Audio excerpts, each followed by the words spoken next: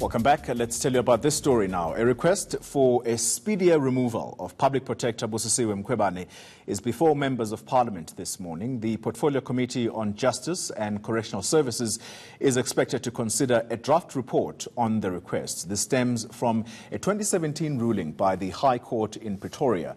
It found she grossly overreached her powers when she recommended constitutional amendments to alter the mandate of the Reserve Bank. Mkhwebane had given an opinion on allegations of maladministration, corruption, misappropriation of public funds and failure by the government to recover public funds from ABSA. Now, for more on this, legal expert Phephelaphi Dube joins us she joins us via Skype. Ms. Dube, thank you very much for your time. We've been here before. Mkhwebane survived the very same proposal in December last year. What is new that this committee is going to tell us, possibly?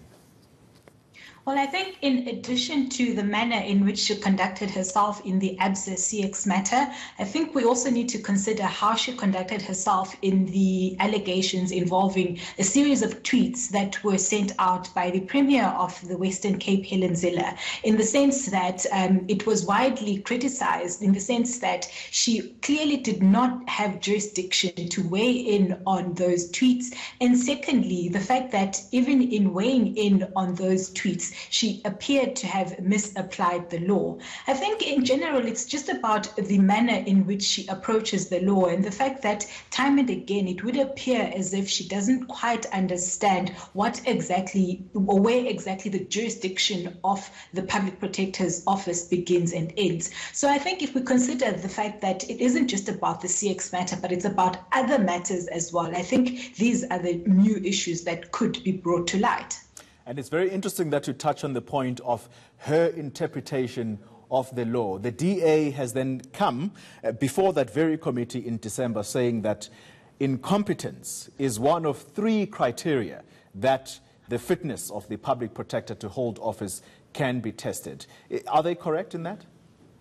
Well, I think there's certainly strong grounds to make a case for incompetence, but we also need to consider that there could be other instances where she could be charged of misconduct. For example, if we consider the manner in which she conducted herself in the ABSA CX matter, the fact that she had first of all sought counsel from the President's office, and yet the Public Protectors Act and both the Constitution make quite clear that she is independent, and also the manner in which she appeared to really just have a basic misapprehension of her powers, and the way she sought to change the Constitution, really going beyond the powers that have been allocated to her, and really seeking to uproot the manner in which South Africa functions as a parliament, as a constitutional democracy, in the sense that she also sought to change the way in which Parliament works. So, of course, the important thing, though, is to, however, weigh this up against the other reports that she has issued, in the sense that in the last annual report that she released, she appeared to have settled over 10,000 other cases. So it's ultimately going to come down to the fact that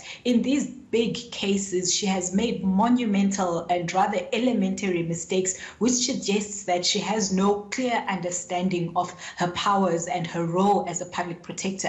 But on the other hand, there are other 10,000 cases where individuals appear to have had some measure of satisfaction with her work. So ultimately, these are the issues that the Portfolio Committee is going to have to grapple with tomorrow. Someone listening to this conversation, Ms. Phephelaphi Dube, is asking themselves, so what are we saying here? Is the public protector competent to lead that office, or is she not?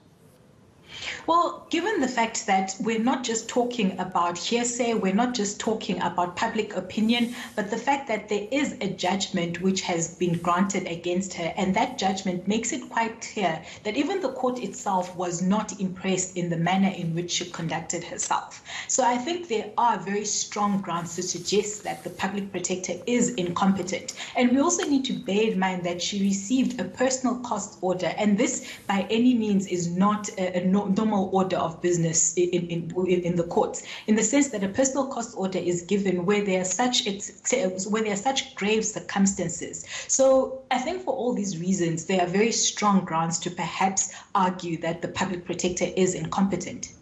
All right. Thank you very much for those insights. That's Phephelaphi Dube. She is a constitutional law expert.